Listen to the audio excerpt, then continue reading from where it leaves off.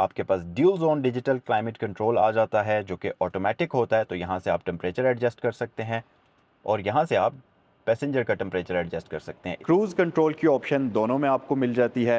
यहाँ पर वाइपर भी हमारे पास रेन सेंसिंग फीचर्स के साथ होते हैं। ये गाड़ी आती है एयर प्योरीफायर के साथ। तो यहाँ आप देख सकते हैं क्लीन एयर का आपको लिखा हुआ नज़र आ रहा होगा। सो बेसिकली इसमें प्योरीफायर भी मौजूद है।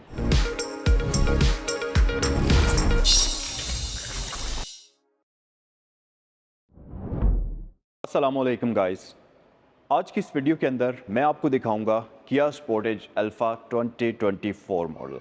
आई होप कि ये गाड़ी आपको देखने के बाद पसंद आएगी और ये रिव्यू आई होप कि आपको पसंद आएगा। और इस वीडियो के अंदर मैं कोशिश करूंगा कि इस गाड़ी को आपको डिटेल से दिखाया जाए। इस गाड़ी के अंदर आपको क्या क्या फ़ीचर्स ऑफ़र होते हैं, इसकी प्राइस क्या है, और जो इसका दूसरा वेरिएंट आता है ऑल व्हील ड्राइव वाला, उसमें कौन सी ऐसी चीज़ें एक्स्ट्रा होती हैं जो इस गाड़ी के अंदर आपको नहीं मिलती। ये सारी चीज़ें आज की वीडियो में हम कवर करने की कोशिश करेंगे। सबसे पहले हम स्टार्ट करते हैं इस गाड़ी की प्राइस से। वैसे तो इस गाड़ी की जो इनवॉइस प्राइस इस वक्त चल रही है वो है 7.4 मिलियन रुपीज़, जो कि टैक्सेस के अलावा है। फाइलर के लिए टैक्स कितना है, नॉन फाइलर के लिए टैक्स कितना है, और टैक्सेस मिलाकर ये गाड़ी आपको क्या प्राइस कॉस्ट करेगी वो आप स्क्रीन पर देख सकते हैं। अल्फ़ा बेसिकली स्पोर्टेज का सबसे बेस वेरिएंट है। इसके अंदर काफ़ी सारी चीज़ें आपको कम मिलती हैं जो कि ये ऑल व्हील ड्राइव के अंदर आपको मिलती हैं, लेकिन ये गाड़ी तकरीबन 10 लाख रुपया इस गाड़ी से ज़्यादा एक्सपेंसिव है। तो हम ये भी देखेंगे कि 10 लाख रुपया जो इस गाड़ी का कम है उसमें आपको क्या क्या चीज़ें कम मिलती हैं। सबसे पहली चीज़ तो आप फ्रंट लुक्स में जो डिफरेंस देखेंगे, इसमें आपको क्रोम यहाँ पर नहीं मिलता, जबकि ऑल व्हील में यहाँ भी क्रोम आपको मिलता है। इसके साथ साथ ग्रिल तकरीबन दोनों गाड़ियों की सेम ही है। यह आपको टाइगर नोज़ वाली ग्रिल ऑफ़र करती है जो कि क्रोम से सराउंडेड है और इसकी लुक्स काफ़ी खूबसूरत हैं। अगर लाइट्स की बात करते चलें तो सबसे पहला डिफरेंस यहाँ पर स्टार्ट होता है। इस गाड़ी के अंदर आपको प्रोजेक्टर लैंप्स तो दिए जाते हैं, लेकिन ये हैलोजन बल्ब वाले होते हैं। इसके अंदर आपको एलईडी लाइट्स नहीं मिलती, और इसके साथ साथ इंडिकेशन डीआरएल वगैरह के लिए भी आपको सिंपल लाइट्स दी जाती हैं। जबकि जो ऑल व्हील ड्राइव वाली गाड़ी है उसकी लाइट्स थोड़ी ज़्यादा मॉडर्न हैं और हाई टेक लाइट्स उसके अंदर आपको मिलती हैं एलईडीज़ वाली। बाकी नीचे इसमें भी आपको फॉग लैंप का ऑप्शन मिल जाएगा जो कि प्रोजेक्टर वाला है। और फ्रंट लुक्स ऑलमोस्ट दोनों गाड़ियों की सेम टू सेम ही है, और ये गाड़ी आपको फ्रंट पर अच्छा खासा बड़ा एरिया ऑफ़र करती है वेंटिलेशन सिस्टम के लिए। इसके साथ साथ ये आपकी लाइसेंस प्लेट की जगह मौजूद है। अगर आप साइड पर आएंगे तो आप देखेंगे कि इस गाड़ी की जो अलॉय रिम्स हैं ये दिखने में तो तकरीबन दूसरी गाड़ी जो ऑल व्हील ड्राइव है उसके जैसे ही टू टोन है, लेकिन लुक्स में थोड़ा सा फ़र्क है। डिज़ाइनिंग इनकी थोड़ी उस वाली से डिफरेंट है, और इनका साइज़ भी एक नंबर छोटा है, यानी कि ये 17 इंचज़ के रिम्स हैं, जबकि जो ऑल व्हील ड्राइव वाला वेरिएंट आता है उसमें आपको रिम्स मिलते हैं 18 इंचज़ के। एक फ़र्क और भी है, ऑल व्हील ड्राइव के अंदर जो 5वां रिम है स्पेयर टायर वो भी अलॉय रिम में होता है, जबकि इस वेरिएंट के अंदर जो 5वां रिम आपको दिया जाता है वो सिंपल स्टील रिम आपको मिलता है, स्पेयर रिम जो आता है। अच्छा जी, उसके अलावा अगर आप साइड पर आ जाएंगे, मिरर्स तकरीबन दोनों गाड़ियों के बिल्कुल सेम ही हैं, इलेक्ट्रिकली एडजस्टेबल हैं, रिट्रैक्टेबल हैं। आप गाड़ी को लॉक करेंगे तो ये फोल्ड हो जाएंगे, अनलॉक करेंगे तो ये अनफोल्ड हो जाएंगे। मैं आपको करके लॉक करके दिखा देता हूँ। कुछ इस तरीके से लॉक करने पर ये फोल्ड होते हैं और अनलॉक करने पर अनफोल्ड होते हैं, और यहाँ पर इंडिकेशन दोनों गाड़ियों की एलईडीज़ के अंदर आपको दी जाती है। सस्पेंशन दोनों गाड़ियों के बिल्कुल सेम टू सेम हैं। ये गाड़ी फ्रंट पर आपको मैकपर्सन स्ट्रट्स ऑफर करती है, बैक पर आपको मल्टी लिंक सस्पेंशन ऑफर करती है, लेकिन ड्राइव ट्रेन दोनों गाड़ियों की डिफरेंट है। ये गाड़ी होती है फ्रंट व्हील ड्राइव, जबकि ये गाड़ी होती है ऑल व्हील ड्राइव, और ये प्रॉपर ऑल व्हील ड्राइव है डिफरेंशियल लॉक के साथ। इसमें आपको डिफरेंशियल लॉक भी मिलता है, जबकि ये गाड़ी फ्रंट व्हील ड्राइव सेटअप के साथ आती है। लेकिन इस गाड़ी की अच्छी बात यह है कि फ्यूल कंजम्पशन के मामले में front wheel drive all wheel drive की निस्बत काफ़ी बेहतर और एफिशिएंट है। और इसके साथ साथ इंजन दोनों गाड़ियों के अंदर आपको बिल्कुल सेम टू सेम मिलता है। 2000 सीसी का इनलाइन 4 सिलेंडर इंजन इस गाड़ी के अंदर आपको मिलता है, जो कि नॉन टर्बोचार्ज होता है। NA इंजन होने की वजह से ये इंजन ज़्यादा रिलायबल होता है, लंबे अरसे तक चलने के लिए डिज़ाइन किया जाता है, और इन दोनों गाड़ियों के इंजन के अंदर multi point fuel injection system use किया जाता है। और साइड लुक्स की अगर बात कर ली जाए तो यहाँ से दोनों गाड़ियाँ तकरीबन देखने में आपको सेम नज़र आएंगी, कोई डिफरेंस नज़र नहीं आएगा। यहाँ इस गाड़ी में भी क्रोम है, इस गाड़ी में भी क्रोम आपको मिलेगा। डोर लैचेस दोनों गाड़ियों के टू टोन आते हैं, लेकिन जो फ़र्क देखने में आपको नज़र आएगा वो है रूफ़ के ऊपर। आप देखें तो इस गाड़ी के ऊपर आपको सन रूफ नज़र नहीं आएगा, इसका हार्ड टॉप होता है। जबकि ये जो गाड़ी है ये आती है पैनोरामिक सनरूफ के साथ, तो इसका पूरा का पूरा जो छत है वो आपको शीशे का नज़र आएगा। और इनके साथ साथ एक डिफरेंस और भी है, वो ये कि इसके ऊपर आपको रूफ रेल्स नज़र नहीं आएंगी, ये प्लेन रूफ आपको मिलेगा। जबकि यहाँ पर हमारे पास रूफ रेल्स भी मौजूद हैं, तो अगर आपने इस गाड़ी के ऊपर कोई भी टॉप बॉक्स लगाना है, स्की बॉक्स लगाना है या एक्स्ट्रा स्पेस के लिए कोई भी लगेज बॉक्स लगाना है तो उसमें आपको प्रॉब्लम नहीं होगी। अच्छा, बैक साइड पर अगर आप आएंगे तो इस गाड़ी का जो एंटीना है ये वाइट कलर में है, जबकि क्योंकि उस गाड़ी का छत ब्लैक है, शीशे का डिज़ाइन हुआ हुआ है, तो उसका जो मिरर है वो भी ब्लैक में आता है। बाकी दोनों के ऊपर शार्क फिन आपको मिलता है। स्पॉइलर दोनों गाड़ियों का बिल्कुल सेम टू सेम है। यहाँ पर हाई माउंटेड लाइट मिल जाएगी। दोनों गाड़ियों की बैक पर आपको वाइपर, वॉशर, डीफॉगर ये सारी चीज़ें मिल जाती हैं। रियर लाइट्स तकरीबन दोनों ही गाड़ियों की आइडेंटिकल हैं, लेकिन यहाँ पर आपको मिलती हैं हैलोजन बल्ब्स के अंदर लाइट्स, जबकि उस गाड़ी के अंदर आपको एलईडीज़ के अंदर लाइट्स मिलती हैं। जैसा कि फ्रंट लाइट्स डिफरेंट हैं, इसी तरह से बैक लाइट्स भी डिफरेंट हैं, लेकिन ऊपर से देखने में अगर आप इनकी शक्ल देखें, इनकी शेप देखें, तो दोनों ही आइडेंटिकल आपको नज़र आएंगी जब तक दोनों लाइट्स ऑन नहीं होती। इसके साथ साथ दोनों गाड़ियों की यहाँ पर आपको स्पोर्टेज का बैज नज़र आएगा और दोनों ही गाड़ियों की बैक पर कोई ऐसा ब्रांडिंग में आपको डिफरेंस नज़र नहीं आएगा। एक चीज़ जो नोटिस करने वाली है वो ये कि इसकी जो डिग्गी है इसको आपको खोलना पड़ेगा इस तरीके से, मैन्युअली अनलॉक करते हुए हाथ से। इसमें हाइड्रोलिक शॉक तो होता है, तो आप जस्ट हल्का सा लिफ्ट करें, ये डिग्गी आपके लिए पूरी ओपन हो जाती है और आपने इसको वापस नीचे भी हाथ से करना पड़ेगा। जबकि वो वाली जो गाड़ी है उसके अंदर इलेक्ट्रिक टेलगेट आता है, तो आप जस्ट एक क्लिक करेंगे बटन तो वो आपके लिए ओपन भी होगा और की के ऊपर बटन जो दिए गए हैं उनसे वो क्लोज़ भी होगा। प्लस वो गाड़ी आपको पार्किंग सेंसर्स भी ऑफ़र करती है, इसमें आपको वो चीज़ नहीं मिलती। बाकी रियर लाइट्स दोनों गाड़ियों की तकरीबन सेम ही हैं। दोनों गाड़ियों की बैक लाइट्स आपको यहाँ नीचे मिलती हैं बम्पर के ऊपर। रिफ्लेक्टर्स के साथ साथ दोनों गाड़ियों की बैक साइड पर क्रोम भी आपको मिल जाता है। और अल्फ़ा की लुक्स जो ऑल व्हील ड्राइव है उससे कोई ज़्यादा डिफरेंस नहीं है। सो ये तो थे मेन एक्सटीरियर के अंदर डिफरेंसेस जिसके बारे में हमने बात की। और आइए अब देखते हैं कि गाड़ियों के इंटीरियर में क्या डिफरेंस है और अल्फ़ा के अंदर आपको इंटीरियर में कौन सी चीज़ें ऑफ़र नहीं होती। सो जब आप इंटीरियर पर नज़र डालेंगे तो सबसे पहली चीज़ आती है सीट्स।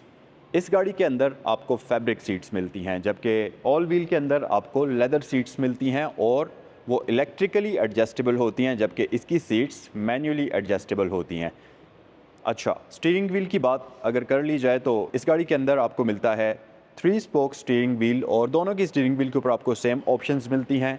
मल्टीमीडिया ऑप्शंस के साथ आते हैं। क्रूज़ कंट्रोल की ऑप्शन दोनों में आपको मिल जाती है।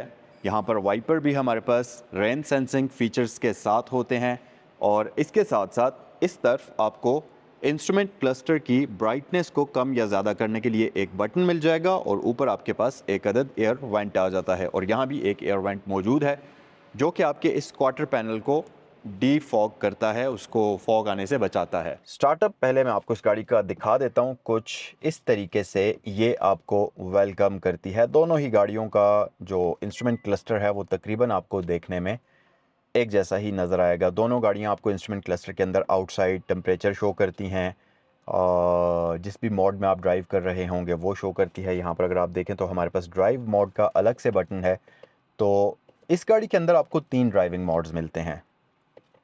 नॉर्मल है, उसके बाद हमारे पास इको है, उसके बाद स्पोर्ट है। तो 3 ड्राइविंग मोड में आप जिसमें भी इसको चलाना चाहें आप चला सकते हैं। इसके साथ साथ हमारे पास यहाँ पर एक अदद डिस्प्ले आता है मल्टीमीडिया के लिए और ये टच पैनल होता है। और अच्छी बात ये कि इसका जो हार्डवेयर है वो काफ़ी मॉडर्न और काफ़ी पावरफुल नज़र आ रहा है, क्योंकि अगर मैं इसको MG HS के साथ कंपेयर करूं तो उसका ये जो इंटरटेनमेंट सिस्टम है वो बहुत ही स्लो है, बहुत लैग करता है। लेकिन अगर आप इसको देखेंगे तो ये इंस्टेंट रिस्पांस देता है और ये चीज़ बहुत मज़े की होती है और आपको बिल्कुल भी इरिटेट नहीं करती। किसी भी मेन्यू को आप सेलेक्ट करें फ़ौरन आपके सामने आ जाएगा। जैसे आप अपनी आई ब्लिंक करते हैं बस वो उस टाइम के अंदर अंदर आपका जो है ऑन हो जाएगा। तो ये बड़ी अच्छी चीज़ है।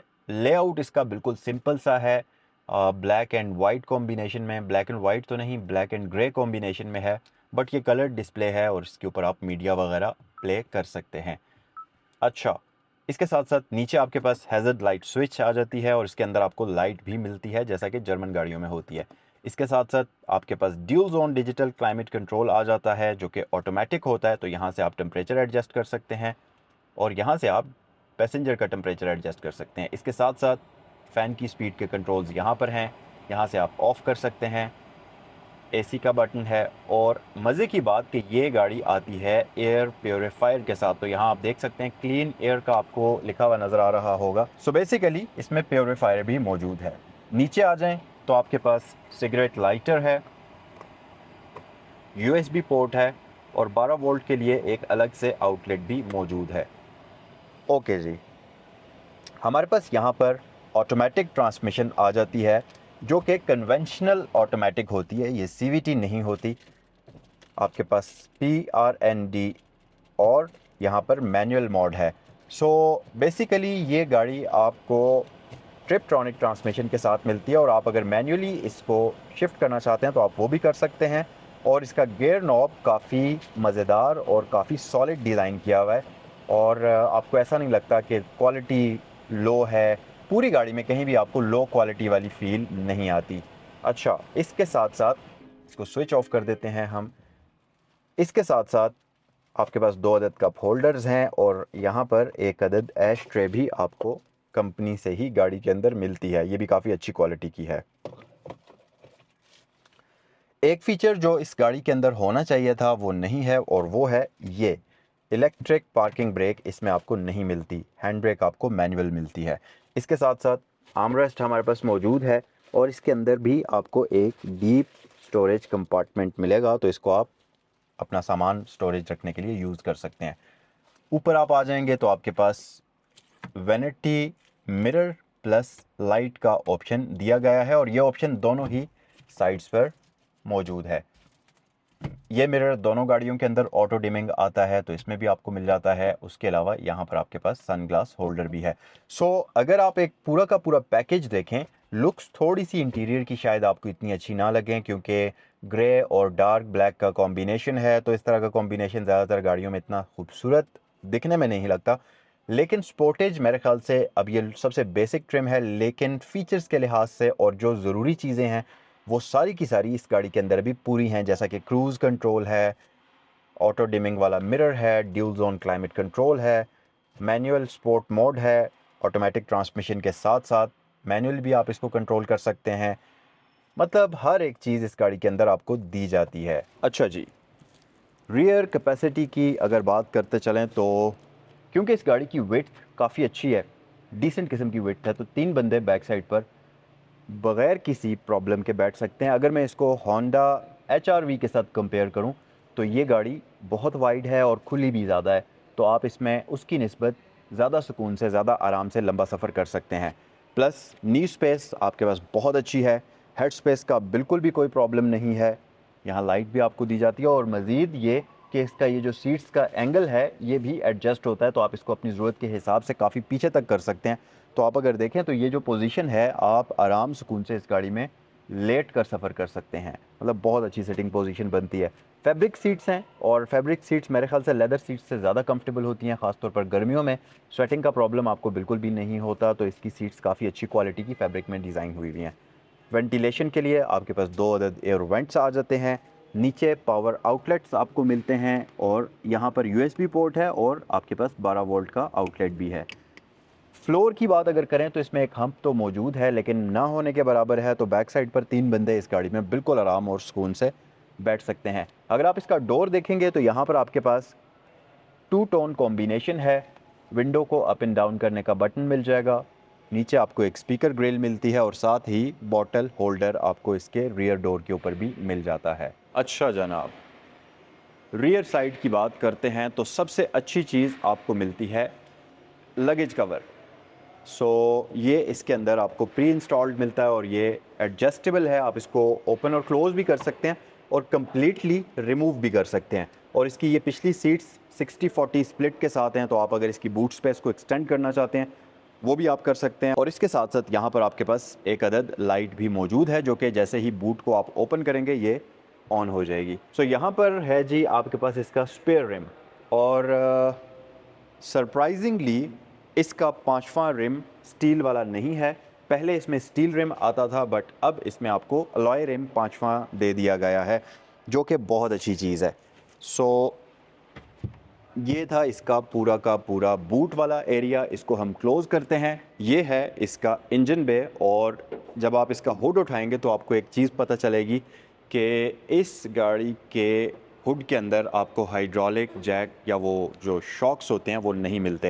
ये काफ़ी हैवी हुड है, सो इसको होल्ड करने के लिए आपको इस स्टिक को यहाँ पर लगाना होगा। बाकी आपके पास 2000 सीसी का dual overhead cam 16 valve engine मिलता है, जो कि नॉन टर्बोचार्ज्ड होता है, और ये पेट्रोल इंजन आपको ऑफ़र करती है, और multi point fuel injection system ये गाड़ी यूज़ करती है। बाकी इसकी इन्फॉर्मेशन आप स्क्रीन पर देख सकते हैं। अच्छी बात ये कि यहाँ पर आपको NVH शीट इस तरफ भी लगी हुई नज़र आएगी, और इंजन की बैक वॉल पर भी लगी हुई नज़र आएगी। सो जी, ये था आज का रिव्यू किया स्पोर्टेज अल्फ़ा 2024 मॉडल का।